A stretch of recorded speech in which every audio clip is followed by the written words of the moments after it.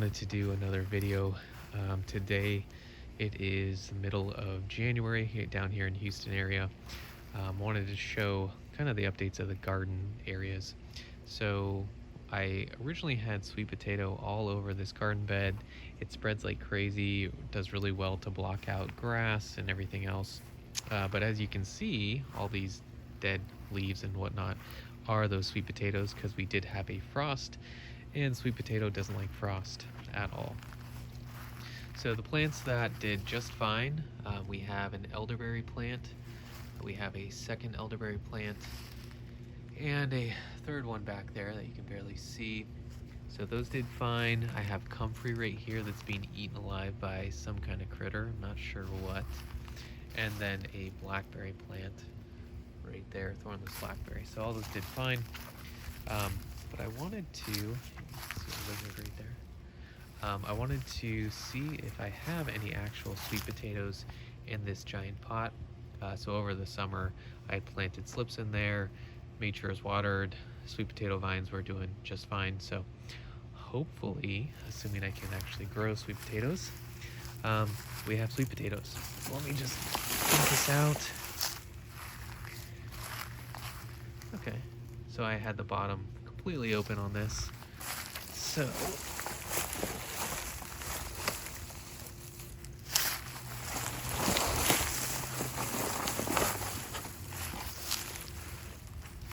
see what happens.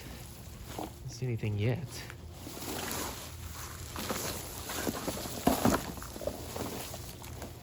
All right. And these were sweet potatoes from the garden. Got plenty of worms in there. The sweet potatoes were just from Trader Joe's. So I just put in a potato, got slips from it, and basically started growing sweet potatoes as much as I could. Let's see if I can completely dump this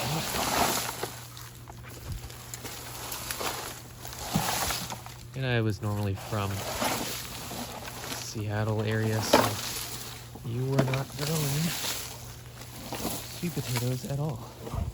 That's kind of the first thing to do that.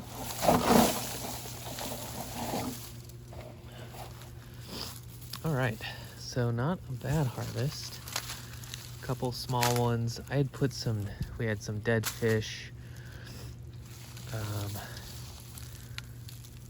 Some dead fish. So I put those in here just to add some fertility to it. Overall, not terrible. A lot of smaller ones. This next year, they'll probably have a lot longer to grow. And so I will probably put some compost in there and check it. But yeah, maybe that's like a bag that you would normally get at the grocery store. And I'm sure there's some sweet potatoes maybe a little deeper down, but obviously not bad for doing that. I mean, they're pretty hardy, they spread everywhere, and I can basically have as many sweet potatoes as I want. I just assumed that a container like this with an open bottom would be easy to get to the sweet potatoes. Looks like that's the case. I'll dig in here more. Yeah, there's probably some more in there. I'm used to the northern potatoes, normal potatoes that are generally doing that. So what I'll probably do is put a couple of these smaller ones back into the pot, fill it up, put some mulch over there, and we'll have sweet potatoes growing a lot sooner this year. I really need to, there's some on this plot right here. There's some fabric, weed fabric down. I need to remove that and maybe do some mounds or something and see how sweet potatoes grow differently based on what kind of conditions they're in. But everything's set up for irrigation, so it could be automatic. And I have a couple more pots like this, and yeah, just figure grow them in big pots, empty them out, and you have a easy harvest of sweet potatoes, even while filming.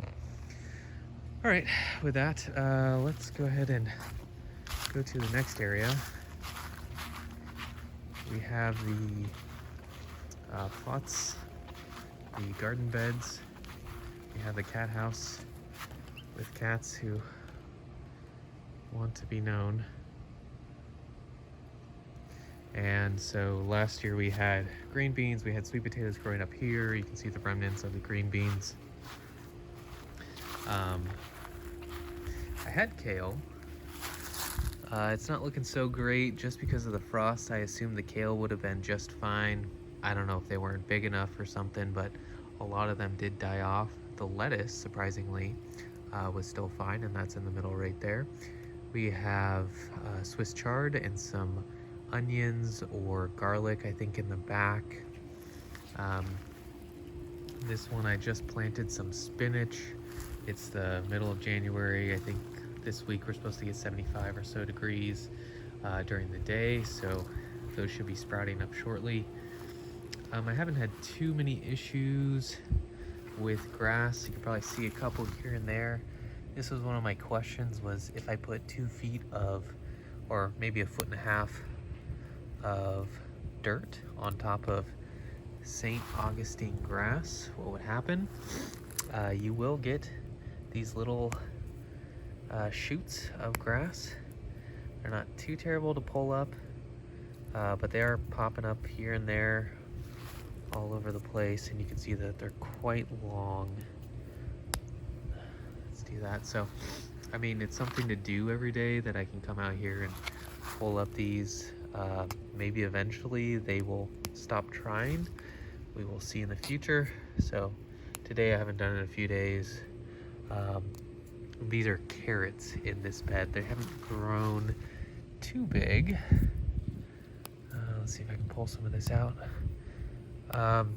So I have some landscape fabric that I might put down on some beds, depending on what they're doing, if a ton of grass is coming through.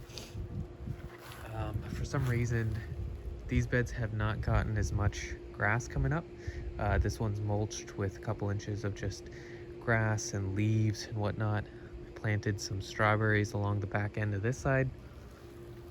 This one just seems like the grass is growing a lot easier for some reason. So I have irrigation set up on this one. I'll probably adjust it based on what's needed, but production's been okay. You can see all the lettuce there.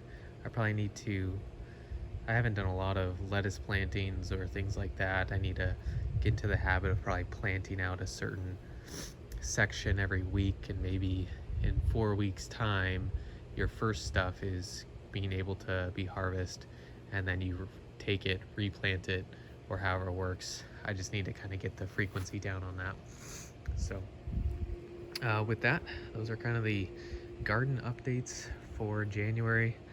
It's a beautiful day. I'm glad to be down in the south as opposed to up in the Pacific Northwest. I think they're getting a bunch of cold weather, snow and everything, where you're inside all winter, and this is the time of year that I want to be outside. So with that, thanks for watching.